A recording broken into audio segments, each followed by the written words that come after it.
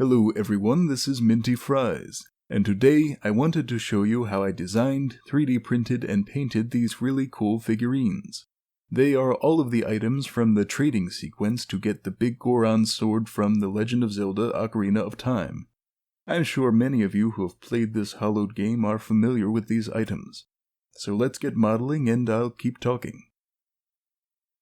I decided to build these items because I saw the poachers saw. How can I phrase that differently? I bore witness to the poachers saw in an online Zelda group.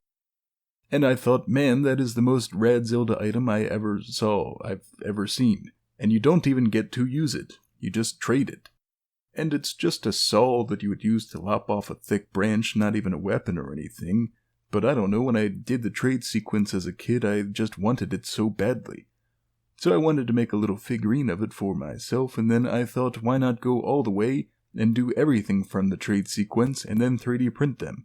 So that's what we're doing.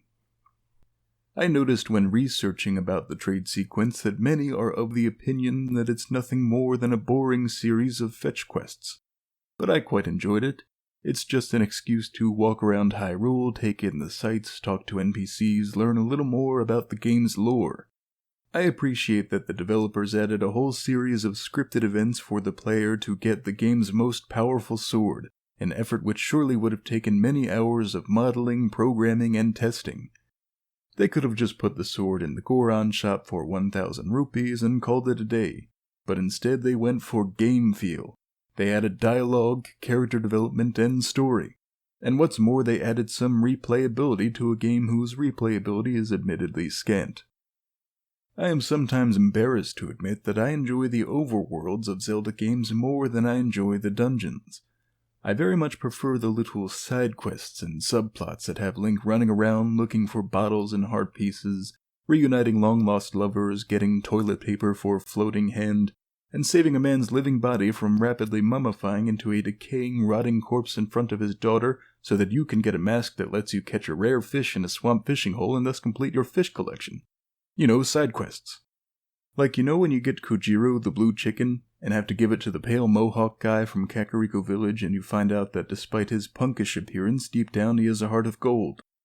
Or how you need to get eye drops for Biggoron in order to get the sword, because his eyes are really dry, because he lives in Death Mountain. But all you have is this frog with really big eyes, so you give it to the scientist at Lake Hylia, so that he can make eye drops out of the frog, however that works, but he thinks you're giving it as a gift in order to make his favorite dish, which is fried eyeballs. You just can't make that stuff up. Dungeons, by contrast, are just so samey. The puzzles are so dull to me. And you very rarely encounter other characters in them. Side quests make Hyrule feel real and lived in. Like the characters live real lives and do stuff independently from you and your heroic antics. It's world building. It makes you feel like there's a reason you're going through the effort of saving the world, for the people that live in it. But hey, we all enjoy games in different ways. I'm sure some would enjoy a Zelda game that was exclusively dungeons without any side content. That's one of the things I enjoyed so much about Breath of the Wild. It's just a big overworld with only small intersections of dungeoniness. And I see that a lot of people didn't like that game for precisely that reason. Well, you can't please everyone, and I suppose that's why compromise is important. It reminds me of a time I successfully ran for class president and tried to organize a fundraiser by putting the superintendent in a dunk tank full of deadly venomous water moccasins. But they only let me put the principal in a dunk tank full of, well, just water. You know, compromise. But what do you think? Maybe leave a comment about your experiences in the dungeons, overworlds, towns, castles, and temples of Hyrule. So here are the finished 3D prints. I think they turned out pretty good. Sorry I already painted them and didn't film my painting process. I already showed this before, but I put them in a nice frame I got from Amazon.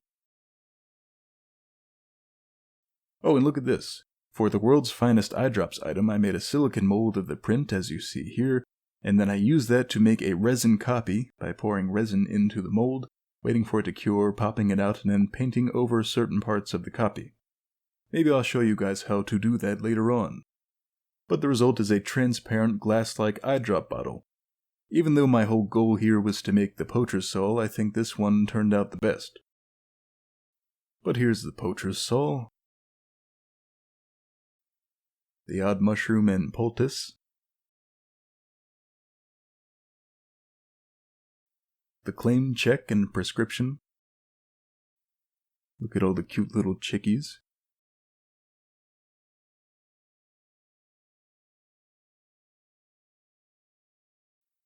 The broken Goron Sword and Biggoron Sword. And finally the eyeball frog. Anyway, thanks for joining, and, maybe go and get some Thin Mints. Support the Girl Scouts. If you haven't tried Thin Mints frozen, you don't know what you're missing. Go and get some right now, put them in the freezer about 2 hours, and then bite into one. Trust me, it's awesome.